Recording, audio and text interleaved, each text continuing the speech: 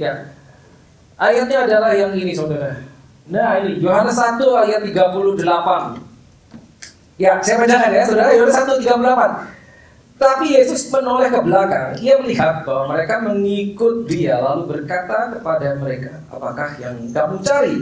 Kata mereka kepadanya, Rabi, yang artinya guru, di manakah engkau tinggal? Yes, Yohanes 1:38. Jadi ini settingnya sekali lagi, yaitu pada saat Yesus baru memulai ministrinya. Yesus baru mulai ministrinya. Tentunya saudara tahu, kalau saudara lihat di 4 Injil, ada perspektif yang beda bagaimana Yesus memulai ministrinya, bagaimana Yesus memilih murid-muridnya. Ya, kita tahu Yesus datang ke Danau Galilea, ya, dan di situ ada nelayan, lalu dia berkata, ikut aku. Tapi dari perspektif penulis Injil yang lain, ada cerita yang juga tidak 100% sama. Ya, contohnya ini. Ya, kita tahu bahwa Yesus start dari ministrinya. Start memulai ministrinya itu ada murid-murid Yesus yang tadinya adalah muridnya Yohanes Pembaptis, ya. Lalu murid tersebut mengikuti Yesus. Nah ini settingnya adalah ini. Nah, saya mau saudara kita semua melihat ini yang di highlight. Apakah yang kamu cari? Kenapa? Nah sekarang begini saudara. Saudara bayangkan ya, saya sudah sering kali berkata bahwa the best way kalau saudara mau tahu, mau mempelajari Alkitab adalah tempatkan saudara di posisi apa yang sedang saudara baca. Makanya understanding the setting, understanding dari background apa yang kita baca di Alkitab itu penting. Sehingga kita bisa memahami mengapa kok kalimatnya jadi seperti ini, diucapkan oleh siapa pada saat siapa, apa, dan tadi mengucapkan siapa dan ditujukan kepada siapa. Ya. Nah, sekarang gini, mari saya ajak saudara tempatkan diri kita semua di cerita ini. Itu aja yang kuning. Itu yang ngomong Yesus. Kita semua yang ada di tempat ini, paling tidak kita semua orang Kristen, betul dong? Ya, ya. Saya akan berasumsi kita semua adalah pengikut Kristus. Ya. Tapi saudara bayangkan gini, jika Yesus berdiri di hadapan saudara dan bertanya ini kepada saudara. Apa yang kamu cari? Pernah pikir gak? Mau jawab apa? Menariknya begini saudara. Kalau ini pertanyaan yang simpel ini ditanyakan ke 10 orang, mungkin jawabannya akan 10. Beda-beda. Kita gini saudara. Kita hari Minggu ke gereja. Pertanyaan serupa. Mengapa kamu ke gereja? Mengapa kamu datang ke gereja? Itu kurang lebih serupa. Ya karena saya orang Kristen ya pasti ke gereja dong. Tapi ada yang akan menjawab, kalau saya nggak ke gereja kayaknya kurang pas gitu. Atau ada mungkin yang lain yang menjawab, dari dulu saya ke gereja setiap minggu. Tapi mungkin ada orang yang menjawab, saya mau mencari Tuhan. Ada orang lain yang mau menjawab, saya ingin berjumpa Tuhan. Saya ingin belajar sesuatu dari firman Tuhan. Ada lagi yang menjawab, saya ingin memuji menyembah di dalam rumah Tuhan. Berbagai macam jawaban. Jadi sekali lagi, Tuhan Yesus yang bertanya, apakah kamu cari? Apakah yang kamu cari? Kalau kita mengikut Kristus dan Yesus berstop dan berpaling di hadapan kita terus tanya, apa yang kamu cari? Apa yang kamu cari dariku? Kenapa kamu mengikuti aku? Gitu loh. Pertanyaan yang sangat simpel, tapi jawabannya itu penting sekali. Penting sekali. Saudara bayangkan begini. Pada umumnya kita akan berpikir bahwa Yesus melakukan ministry dan kita tahu kan yang mengikuti Yesus itu banyak sekali kan. Suatu kali ada ribuan orang, ada 5.000 bahkan lebih orang berbondong-bondong mengikuti Yesus. Pernah terpikir nggak kira-kira Yesus senang nggak diikutin segitu banyak orang? Kira-kira aja, karena Alkitab nggak menjelaskan. Kira-kira menurut saudara dia suka nggak diikuti seperti itu? Ya. Dan apakah kita pernah menemukan di Alkitab ada satu percakapan Yesus berkata kepada muridnya, cari orang sebanyak mungkin supaya pengikut kita banyak. Apa pernah seperti itu? Ya pernah ternyata. Sama sekali tidak pernah. Dan saya sudah pernah sharing ini, bahkan seorang Yesus, ya, dengan kapasitas seorang Yesus, dia hanya memilih 12 orang saja untuk jadi muridnya. Yang belakangan kita sebut dengan rasul. Cuma 12. Bahkan tidak 15, tidak 20. Gitu loh. Suatu saat kita tahu di Alkitab pada adegan Yesus didatangi 5.000 orang. Kira-kira hati dia gimana? Tambah terkenal 5.000 orang. Jemaatnya satu hari tiba-tiba jadi 5.000. Gitu loh. Kira-kira Yesus senang? Wah, senang. Berhasil ministry saya. Pengikut saya banyak. Apa begitu? Sepertinya tidak ada di Alkitab seperti itu kan? Kalau saudara lihat di Matius, Markus, Lukas, Yohanes. Jadi pertanyaan ini luar biasa. Apakah yang kamu cari? Itu nomor satu. Tapi berikutnya begini saudara. Kalau saudara lihat kekristenan kita udah berapa lama, ya? Kalau kekristenan kita, misalkan saudara sudah jadi orang Kristen 10 tahun, 20 tahun. Pertanyaan ini ditanyakan kepada orang yang sama di waktu yang berbeda, jawabannya bisa berbeda. Kalau saudara mungkin ditanya ini 10 tahun lalu, 20 tahun lalu, mungkin jawabannya sampai sekarang beda toh? Iya kan? Mungkin 20 tahun lalu ya, namanya juga saya belum tahu apa-apa ya. Kenapa saya jadi orang Kristen, saya ikut Tuhan? Ya ikut teman aja. Karena saya nggak tahu mesti ngapain. Ada yang begitu, ada saudara.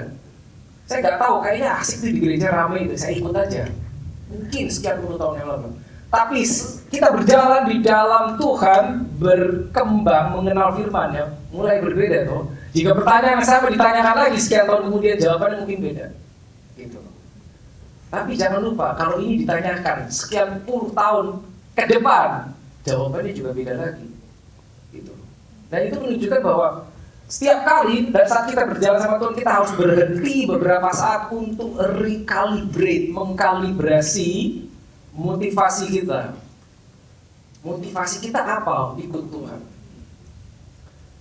Supaya hidup baikkah? Supaya diberkatikah? Ya. Supaya selamatkah? Ya. Banyak motivasi, dan motivasi semua itu tidak, saya tidak berkata itu salah, tidak ada. Tidak, saya kata, oh yang itu salah, yang ini yang benar, enggak. Hanya jawaban kita ini akan personal, karena yang tanya Tuhan Yesus sendiri. Jawaban kita personal. Saudara tahu kan, suatu saat kita akan berhadapan sama Tuhan sendiri loh. Enggak rombongan, enggak barengan, gandengan sama family, enggak. One by one. Gitu loh. Kita juga berkata kita mempertanggungjawabkan segala sesuatu di hadapan Tuhan itu sendiri-sendiri, saudara. Sendiri-sendiri. Ya. Nah, sekali lagi ini pertanyaan yang krusial. Apa yang kamu cari? Ya. Nah, berikutnya begini saudara, dari pertanyaan ini, apakah yang kamu cari? Ya. Nah, kalau kita lihat konteks, nah ini mereka mengikuti Yesus, ini di setting ini paling tidak 2 orang mengikuti Yesus. Ya, terus Yesus berarti kamu cari apa sih? Kamu ngapain ikutin saya? Dan dijawab loh, Guru, di manakah engkau tinggal? Dan kalau saudara baca lanjutannya, ya, jawaban Yesus cuma come and see. Yuk ikut aku. Yuk ikut aku. Jadi pada saat Yesus berhenti dan bertanya, jawaban mereka itu menentukan apa yang akan dikatakan Yesus selanjutnya. Mereka ingin tahu, Guru, di mana engkau tinggal? Come and see. Dan mulai sejak saat itu 2 orang tersebut menjadi murid Yesus. Ya, jawaban kita penting sekali. Nah, kenapa saya soroti ini? Ini beberapa hari yang lalu tiba-tiba dalam doa saya nggak tahu mengapa ini kalimat ini terngiang-ngiang terus. Jadi saya merasa saya harus share something kepada saudara. Karena 2 hal begini. Saat kita mencari sesuatu, ya, kenapa pertanyaan ini penting sekali? Karena begini. Nomor 1. Pada saat kita mencari sesuatu, contohnya dalam konteks kita mengikut Tuhan, yang pertama, jika kita telah menemukan apa yang kita cari, ya, kalau kita ikut Tuhan dan kita menemukan apa yang telah kita cari, ya, ada pertanyaan lanjutan, apakah kita masih mau ikut Dia? Karena sudah dapat yang saya cari, sudah dapat. Dapat maksudnya saudara? Saya ikut Tuhan Yesus, saya mau cari something. Udah ketemu. Oke, ketemu. Saya masih mau ikut kan? Itu yang pertama. Yang kedua, jika saya mengikuti Yesus, mencari sesuatu, tapi yang saya cari nggak ketemu, itu juga bahaya. Kenapa? Karena kalau tadi yang pertama, begitu ketemu, pertanyaan lanjutnya, saya masih mau ikut nggak? Saya sudah dapat. Tapi yang kedua, kalau tidak ketemu, apakah saya akan cari yang lain? Karena nggak ketemu yang saya cari, yang saya mau tidak ketemu di orang ini. Saya ikut Yesus, tapi saya nggak ketemu apa yang saya mau, saya nggak ketemu apa yang saya cari. Saya cari Yesus lain, saya cari Tuhan yang lain. Dua itu krusial, saudara. Jika kita ketemu dan terpenuhi apa yang harapan kita, yang kita harapkan, apakah kita berhenti? Tapi kalau nggak ketemu, apakah kita lantas cari yang lain? Ya. Jadi jawaban ini penting sekali. Ya. Saya ajak saudara kita merenungkan ini, apa yang kita cari. Ya. Karena jawaban kita itu akan menentukan pada saat kita telah menemukan, apakah kita tidak ketemu, itu akan menentukan apakah kita akan tetap bersama orang tersebut atau cari yang lain. Cuma itu. Saudara, saya rasa saudara tidak heran bahwa di luar sana banyak cerita seorang yang sudah Kristen masuk dalam pelayanan. Katakanlah pendeta, bertahun-tahun tiba-tiba suatu saat mendeklarasikan di depan umum berkata, iman saya tidak lagi kepada Yesus. Ada itu, ada. Saya rasa saudara tidak kaget seperti itu. Atau seorang yang jatuh, dia jatuh dalam arti gagal dalam pelayanan. Kita bertanya-tanya, kenapa orang sekali begitu masih jatuh? Kenapa bisa jatuh? Gitu. Bisa saudara, masih bisa. Makanya penting banget motivasi kita tanya diri kita, kenapa kita ikut Yesus? Sehingga kita tidak datang ke gereja dengan gini. Saudara tahu bahwa kayak ada orang berkata, pokoknya kan saya ke gereja, cukup. Penting saya ke gereja. Pertanyaannya, kita dapat sesuatu enggak? Atau kita berkembang, atau bertumbuh atau tidak di dalam Kristus? Ya. Bukan di dalam gedungnya gereja atau sebuah organisasi, tapi kita bertumbuh enggak sebagai pengikut Kristus? Itu yang lebih penting sebetulnya. Gitu loh. Atau ada lagi pendapat yang, ya saya ke gereja kalau enggak sibuk. Gitu loh. Kembali kepada kita masing-masing ya, saudara ya. Tapi yang penting adalah kita perhatikan motivasi kita penting sekali. Ya. Nah, saudara tahu kalau di luar sana banyak istilahnya apa seminar-seminar seminar motivasi ya, yang bertujuan pengembangan diri ya, banyak ya. Motivational speaker, motivational seminars itu banyak sekali. Dan salah satunya adalah kita akan diajarkan punya yang namanya dreams, ya, impian. Kenapa? Karena orang yang punya impian itu dia bisa mengarahkan hidupnya ke tujuannya. Karena sebuah dreams itu punya power untuk menggerakkan seseorang. Jika orang tersebut tidak mudah menyerah, kurang lebih seperti itulah, ya, secara umum. Tapi pada saat sekali lagi saya bilang tadi bahwa apa yang dicari dia sudah didapatkan, maka otomatis ya dreams tersebut akan kehilangan power untuk mendorong orang tersebut karena udah ketemu. Itu menjelaskan mengapa yang namanya comfort zone itu berbahaya. Mengapa pada saat everything is good di dalam hidup kita, family is good, karir baik, finance is good, itu justru bisa bahaya. Karena jangan-jangan kita berhenti ikut Yesus tanpa kita sadar. Berikutnya ini saudara. Nah, kita lihat tadi. Kira-kira Yesus bagaimana diikuti orang banyak? Hatinya dia gimana? Motivasi orang tersebut yang mengikuti Yesus, ya? Kira-kira bagaimana? Seperti kita tahu ya, tadi kita udah bahas ya. Kita tidak pernah menemukan di Alkitab bahwa Yesus suruh muridnya cari pengikut kita sebanyak mungkin. Yohanes 2 ayat 23 dan 24. Dan sementara Yesus di Yerusalem selama hari raya Paskah, banyak orang percaya. Bayangin, banyak orang percaya. Bukankah itu baik? Yes, tentunya baik. Banyak orang percaya dalam namanya karena mereka telah melihat tanda-tanda ini mujizat ya. Mereka telah melihat mujizat yang diadakannya. 24 ini mengejutkan. Tetapi Yesus sendiri tidak mempercayakan dirinya kepada mereka. Terus kasih tahu kenapa? Karena Ia mengenal mereka semua. Jadi di mata Yesus gak peduli yang datang itu 10 mengikut dia, 20, apa 2.000, 5.000, dia gak peduli saudara. Ini ribuan. Ya, saudara tahu kan ceritanya, bahkan ada satu ketika mereka datang ingin membawa Yesus secara paksa mau dijadiin raja. Tapi dia menyingkir justru. Dia nggak mau. Nah, lalu saudara bayangkan ini kalau partai udah segitu banyak pengikutnya, banyak orang percaya dalam namanya karena melihat tanda yang diadakannya. Tapi Yesus bilang, no, aku tahu dalam kamu itu apa. Yang mengenal mereka. Jadi yang dilihat Yesus bukan begitu banyak orang menyukainya, begitu banyak orang mengagungkan dia, begitu banyak orang percaya. Nih kurang bagus apa? Percaya kepada namanya. No, bukan itu. Di mata Yesus bukan itu.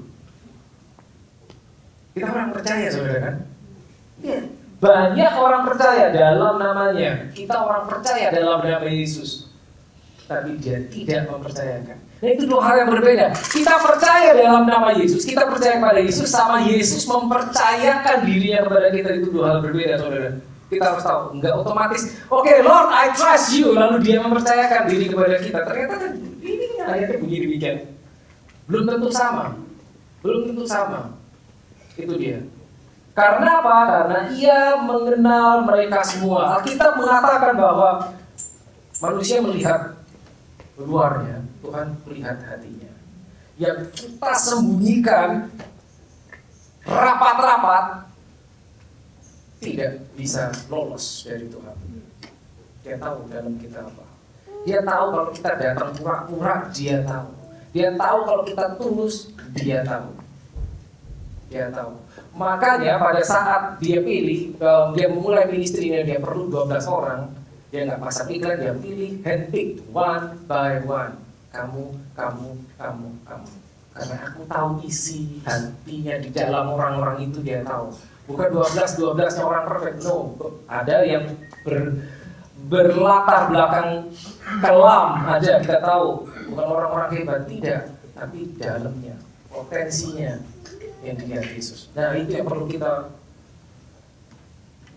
sadari, saudara. Perlu kita sadari. Ya, nah, ada satu ayat yang saya mau sharing begini, saudara. Pada saat kita berjalan dalam kekristenan kita bertumbuh di dalam kekristenan kita, ada satu parameter yang dipakai Tuhan untuk melihat sejauh mana kita berkembang. Ya, seperti yang kita pelajari terus kita tahu bahwa kekristenan adalah seperti Kristus. Tapi ada satu parameter yang akan dipakai. Ini dia. Nih. Barang siapa setia dalam perkara-perkara kecil, perkara-perkara ya, berarti lebih dari satu perkara. Kalau kita bilang, Tuhan saya setia, baru sekali, nanti dulu, ini perkara-perkara, bukan perkara. Banyak ya. Barang siapa setia di dalam perkara-perkara kecil, iya setia juga dalam perkara-perkara besar. Bagus toh? Ya. Jadi kita tahu parameternya apa? Ini dia. Nah, setia. Ini nggak gampang, saudara, dan ini langka. Semakin modern zaman ini semakin langka. Tapi itu yang dilihat Tuhan. Itu yang dilihat Tuhan. Itu yang dilihat, yang dicari itu. Barang siapa setia dalam perkara-perkara kecil, bukan besar. Ini kita akan belajar lebih jauh. Kecil dulu. Jadi kita berjalan sama Yesus seperti yang kita tahu ya. Kita percaya sama dia mempercayakan dirinya kepada kita, itu dua hal yang berbeda. Karena ada satu parameter yang akan dia lihat, tanda kutip yang diujikan kepada kita. Kamu sudah setia belum? Kalau aku kasih sesuatu yang kecil, bukan yang besar dulu. Kalau kita mau yang besar, yang penting, no, kecil dulu. Itu akan dilihat di situ. Tapi sayangnya ayatnya nggak berhenti di sini, belum selesai ternyata. Lukas 6 ayat 10 ini nggak berhenti di sini. Karena apa? Lanjutannya ini. Nih. Nah. Tuh. Barang siapa tidak benar. Ini ayat yang sama ya. Ya, barang siapa setia tadi dalam perkara kecil, dia setia juga dalam perkara-perkara besar. Tapi kebalikannya, barang siapa tidak benar atau tidak setia dalam perkara-perkara kecil, dia tidak benar juga dalam perkara-perkara besar. Itu dia, saudara.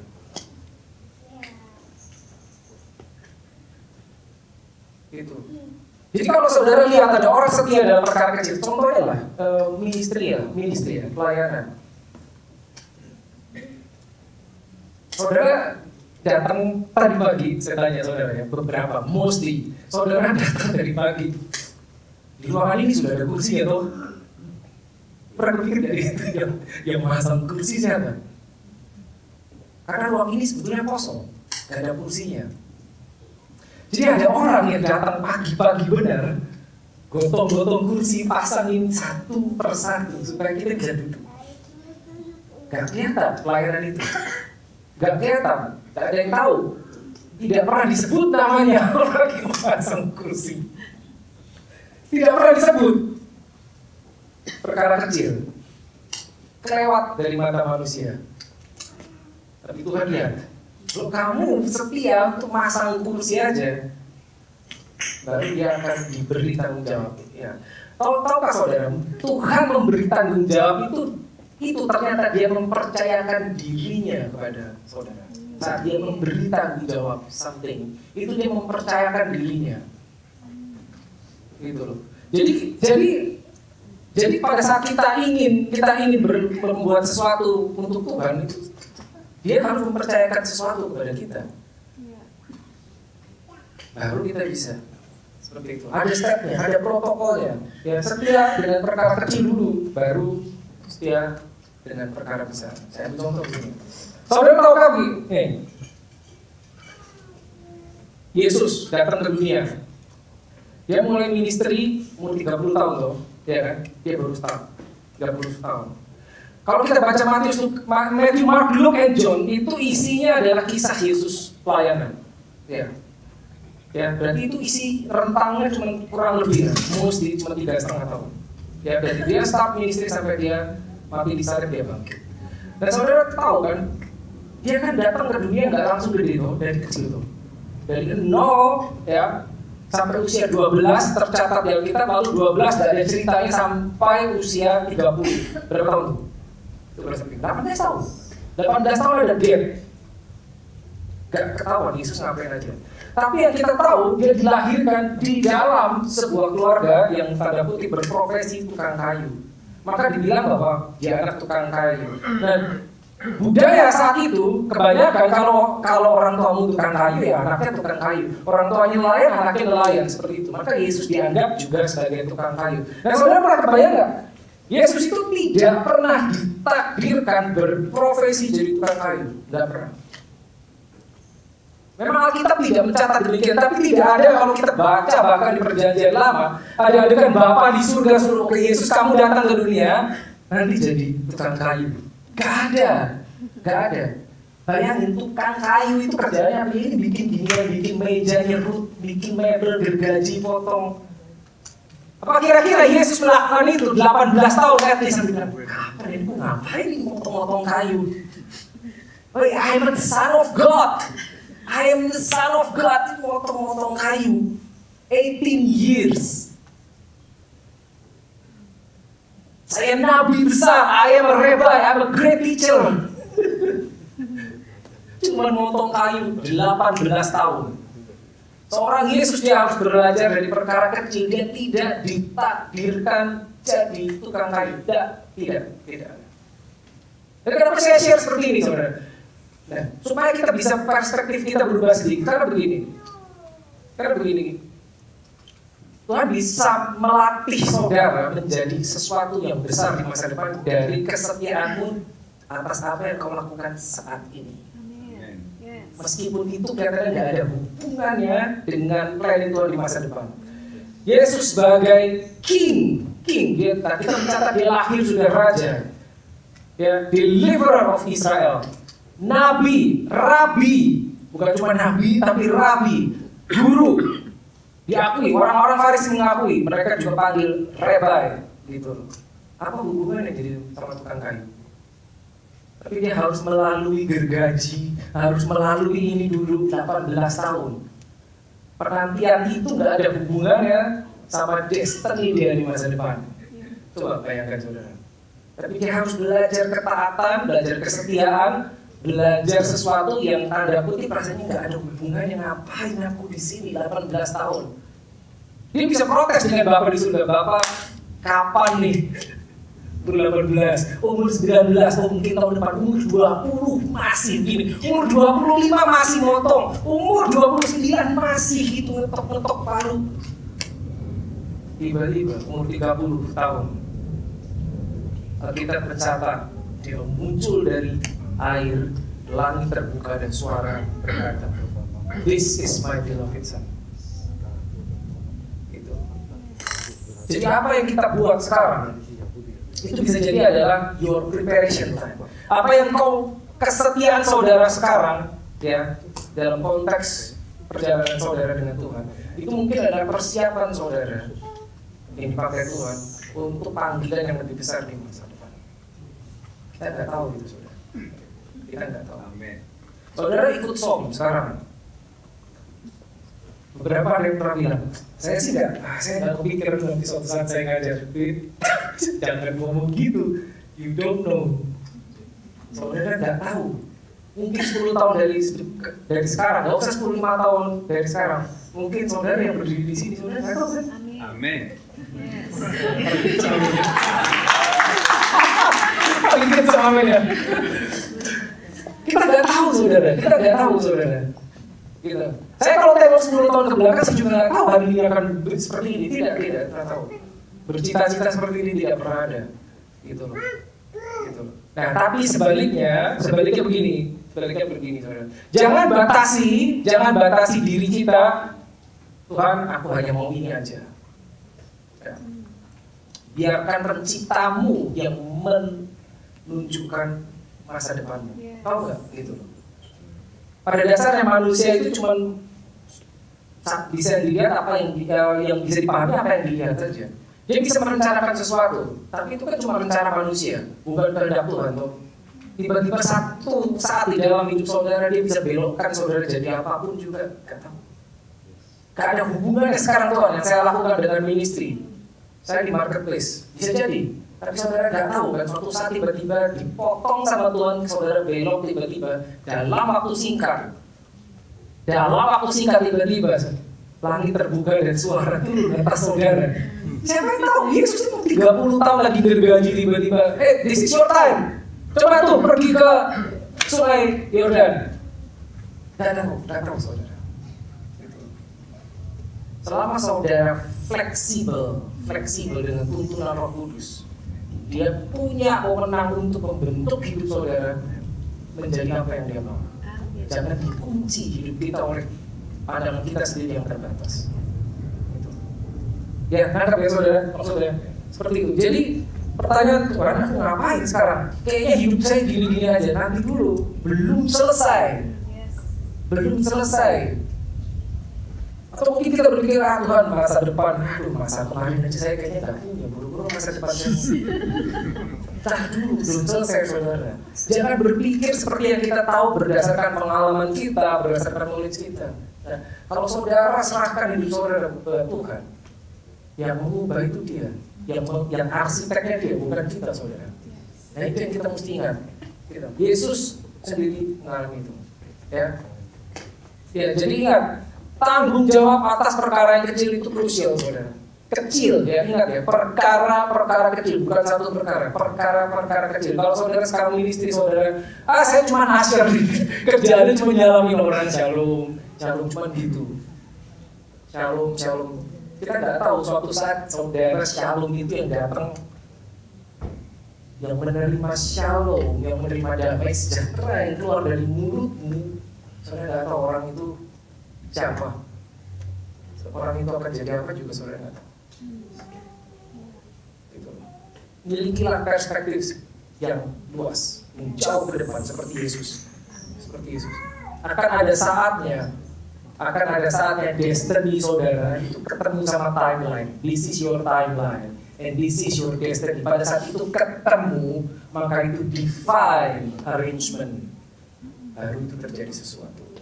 Meskipun saudara harus melalui seperti Yesus, motong kayu, gergaji, merut kayu, ya itu bukan akhir cerita. Amin. Dan satu lagi yang lebih penting, tadi Yesus tanya, apa yang kamu cari? Jadi sebenarnya kita balik. Mari kita balik statement sebelum. Karena kita yang tanya sama Tuhan ya. Tadi kan Tuhan tanya sama kita, apa yang kamu cari? Kamu ikut aku kenapa? Mari kita balik. Begini, Tuhan, apa yang kau cari dariku? Saudara yang tanya sama Yesus. Kita stop sebentar, selah, stop. Tuhan, aku menjadi Kristen itu bukan kebetulan. Saudara ada di gereja bukan kebetulan. Saudara kenal pribadi namanya Yesus bukan kebetulan. Karena itu berarti Roh Kudus diberikan kepada saudara. Nah, saudara stop terus tanya sama dia, Tuhan, apa yang kau cari dariku? Nah, maksudnya saya? Jangan kaget jawaban dia. Karena mungkin jawaban dia, kalau saudara bisa nangkap jawaban dia, itu akan mereveal, membuka destiny saudara yang saudara nggak kepikir sama sekali. Dan be flexible pada saat jawabannya nggak masuk akal. Karena rencana Tuhan selalu lebih besar daripada kemampuan kita. Kalau rencana Tuhan, kalau kemampuan kita sekian, dia punya plan itu selalu lebih besar. Kalau kita punya cuma segini dan dia plannya cuma segini, kita nggak perlu dia. Without that we can do it. Maka selalu lebih besar. Dan sekarang saudara tanya, Tuhan, apa yang kau cari dariku? What do you want from me? Itu yang saudara tanya. Itu yang saudara tanya. Dan get ready dengan jawaban Tuhan. Ya. Siap-siap dengan jawaban Tuhan. Encounter. Setiap kali kita berjalan dalam kekristenan kita perlu ini saudara. Encounter. What is this? Perjumpaan dengan Tuhan. At least ada 3. Tentunya saudara bisa tambahkan. Perjumpaan dengan Tuhan. Yang pertama, mungkin saudara udah nggak tahu apa yang pertama saudara alami. Itu dia. Yang pertama kali, perjumpaan kita pertama kali dengan Tuhan yang membuat kita memutuskan, oke Tuhan, saya ikut Engkau. Ya, kita tahu ceritanya, Rasul-Rasul pada saat kali pertama berjumpa sama Yesus yang menyebabkan mereka ikut Yesus. Encounter saudara pertama kali adalah saat saudara memutuskan untuk jadi orang percaya. That is the first encounter. Tapi tidak berhenti di situ. Akan ada berikutnya. Kalau kita setia berjalan, ada yang kedua. Paling tidak yang kedua ini, yang akan membuat engkau memutuskan dirimu, oke Lord, I will step into ministry. Aku akan melayani pekerjaanmu. Karena kalau belum ketemu yang kedua, orang mungkin nggak pikir, nggak usah saya ikut pelayanan. Saya datang ke gereja, pokoknya duduk di belakang sebagai jemaat, which is okay sebetulnya, nggak apa-apa juga. Saya nggak bilang itu salah, no. Ya. Tapi kalau kita berjalan sama Tuhan, kita akan ketemu yang nomor 2. Kenapa? Karena dari satu kesetiaan, dia akan bawa ke yang berikutnya. Jadi pasti saudara akan ketemu yang ini. Sehingga di dalam dari kita ada satu dorongan. I want to give something, Lord. Itu step into ministry itu seperti itu. Tanpa ini, kita nggak bisa. Ministry nggak bisa disuruh, oh, kamu harus pelayanan, kamu harus pelayanan. Nggak bisa. Nggak bisa. Itu harus datang dari hati saudara. Dan itu harus ketemu momennya sama Tuhan. Tapi ada yang ketiga. Yang ketiga ini, pada saat kita memberikan diri kita menjadi seperti Kristus, itu perlu revelation. Kita percaya 100% dengan firman-Nya, sehingga kita tahu bahwa panggilan kita yang tertinggi adalah seperti Yesus Kristus, beroperasi in the power and authority, advancing the kingdom of God. Makanya kita belajar kingdom of God. Ya. Tapi ini nggak bisa di-skip langsung memetik kalau nggak bisa. Harus ketemu ini dulu. Ini orang lahir baru. Ini orang masuk ke ministry, masuk ke pelayanan baru. Send out, dikirim keluar, diutus keluar. Ya. Jadi kita nggak jalan di tempat saudara. No. Ada stepnya, ada progresnya. Ini bisa diukur sejauh mana kita berada di mana. Seperti itu saudara. Satu lagi, ya worship dimulai kembali. Ini momen yang ngawai ini. Kejadian 22 ayat 12.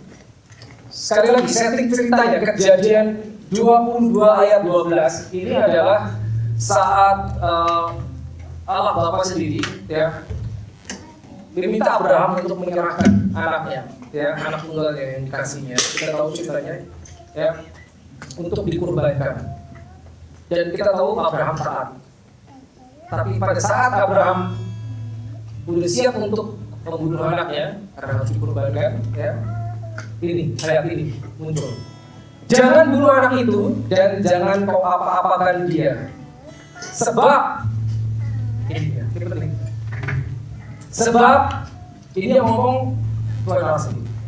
Sebab telah ketahui sekarang, bahasa Inggrisnya, because now I know bahwa engkau takut akan Allah dan engkau tidak segan-segan untuk menyerahkan anakmu yang tunggal kepada. Yang aneh di sini begini, Tuhan itu Maha tahu, Dia tahu segalanya, tahu semuanya, tidak ada yang tersembunyi dalam hati kita. Yang kita sembunyikan pun Dia tahu. Tapi kenapa ada kalimat ini? Now I know. Kita berjalan sama Tuhan, kita akan ketemu momen ini. Momen, now I know moment. Dan ini dua arah, saudara. Yang pertama adalah pada saat kita berjalan sama Tuhan, kita yang ngomong, Tuhan sekarang aku tahu aku mengikuti siapa. Tapi kalau kita nggak berhenti di situ, yang kedua Dia yang ngomong. Now I know that you feel. Sekarang aku benar-benar tahu dalam hatimu itu apa. Sekarang aku benar-benar tahu engkau setiap minggu muncul di sini bukan untuk memanaskan kursi. Sekarang aku tahu bahwa engkau ingin mencari aku. Sekarang aku tahu bahwa engkau ingin jadi pengikut. That is the now I know moment yang harus kita jumpai, saudara. Itu Tuhan yang ngomong. Sekarang aku tahu. Tapi kalau saudara mau cerita ini, now I know moment ini terjadi setelah ujian. Abraham diuji. Serahkan anakku. Dia taat. Lalu sekarang aku tahu. Now I know that you fear God. Apa yang saudara lalui yang kelihatannya kecil kesetiaan saudara, jangan-jangan ujungnya adalah now I know. Kamu sudah beri sesuatu yang kecil tapi kamu lakukan. Pada saat saudara datang pagi cuma masang kursi, jangan-jangan it's your now I know moment. Now I know, karena kau setia pasang kursi. Seberapapun kecil kelihatan yang kita lakukan, seberapapun kecil kelihatannya peran kita, ujungnya bisa jadi ini, saudara. Now I know. Now I know. Now I know your heart. Aku tahu dalam hatimu sekarang. Aku tahu sebetulnya engkau mengasihiku. Karena aku telah lihat. Let us pray.